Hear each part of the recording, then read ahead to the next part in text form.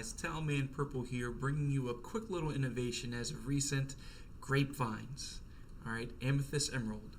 We have 4 of each of those 1-cost Diablos, right? The 0-1, the Quest for 1 that draws whenever it's banished, and then the 1-2 that lets you see your opponent's hand.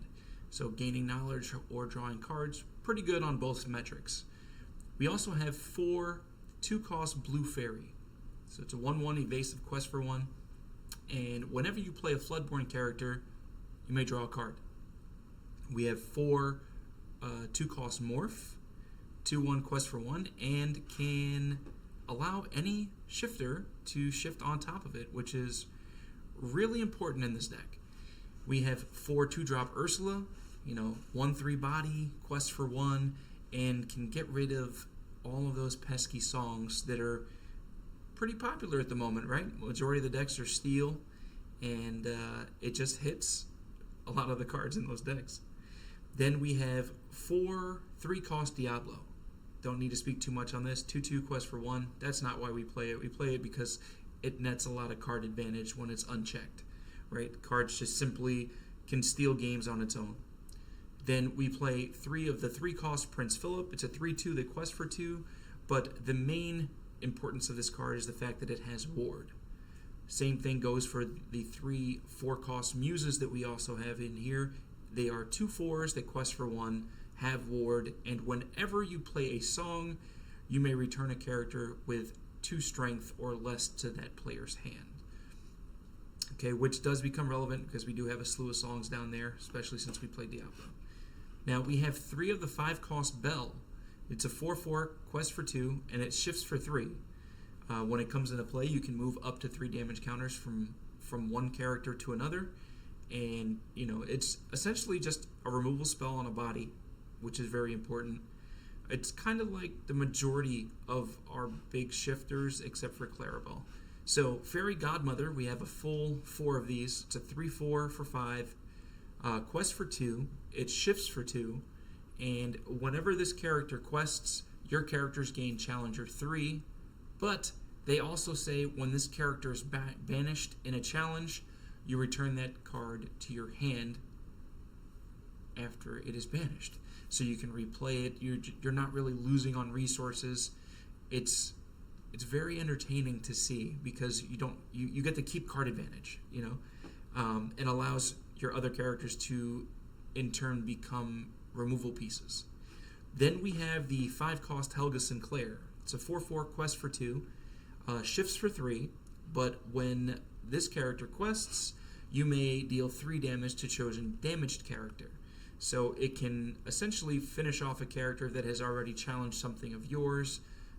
I mean, let's face it, we like being able to turn sideways, and if we're turning sideways, this gets to finish the job because they're probably trying to challenge us profitably, and this gets to finish the character while questing instead of having to actually challenge. Then we have 2 of the 7-cost Ursula.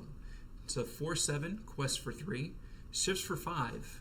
Now, whenever this character quests, you can exert a chosen character, which is very interesting, especially if there's something on the board that you need to get rid of, and they're just trying to hold it back and wait for a right time.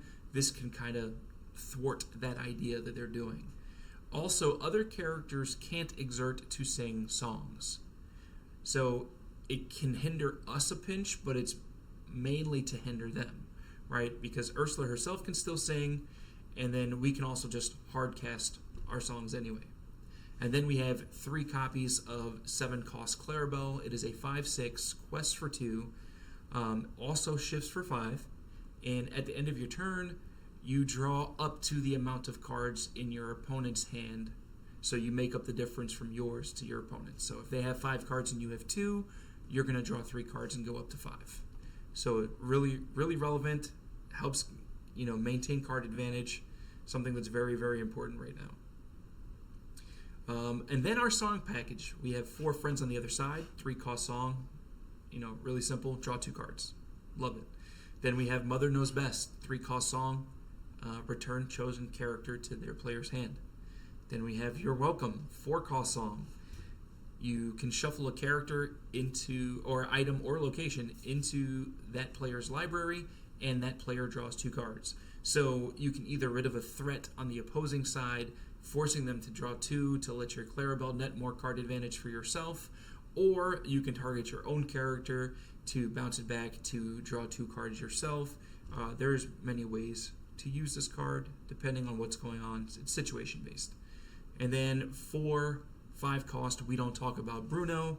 Obviously, you return a character to their player's hand, and then they discard a card at random. So if they have no cards in hand, obviously they're discarding whatever you had bounced. However, it does have the potential from disturbing any of the plans that your opponents may have coming up in the future. Now, I have tested this deck quite a bit. It is performing very well. I do feel like there could be some minor adjustments to be made, but I'm still trying to work out those kinks currently. But I would love for you guys to go ahead and give it a shot yourselves. Make sure, if you haven't subscribed to the channel, do so down below. If you have anything that you want to say, if you like it, you don't like it, something you want to add to it, or something you want to see maybe on the next video, let us know. We'll always read the comments. And once again, we appreciate everyone for stopping by, and keep innovating.